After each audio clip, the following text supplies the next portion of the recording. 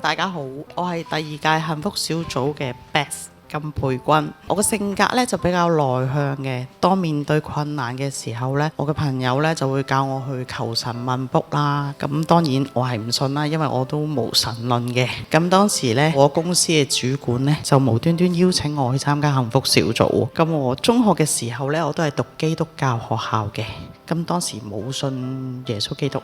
喺參加幸福小組嘅時候呢，之前呢，爸爸就中咗風入院嘅，咁所以所有嘅重擔呢都會喺我嘅身上啦。當時呢，好想揾一個依靠啦，或者寄託。咁喺8次嘅幸福小組裏邊呢，我每次都喊，因為壓力真係好大，好需要得到醫治同埋釋放。每次接受禱告嘅時候呢，聖靈都會安慰我、醫治我，等我深深感受到神嘅愛。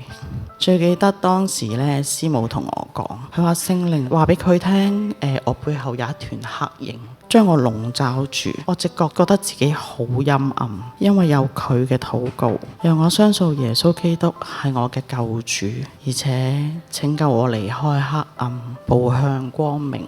就係咁，我喺2022年嘅8月26號就正式決志咗做基督徒。我願將我嘅生命交俾主耶穌基督，靠着佢嘅德性嚟生活。信主之後，我對好多嘢都仍然充滿疑問，但每當我有呢個情況嘅時候，聖靈就會提醒我應該去點做。有一次聖靈感動我，要我將福音傳俾一個受佛教思想影響嘅爸爸。當時爸爸中風情況非常嚴重，唔可以講嘢，半邊身唔喐得。但係當時呢，我就鼓起勇氣同爸爸講：你願唔願意同我一齊信耶穌基督？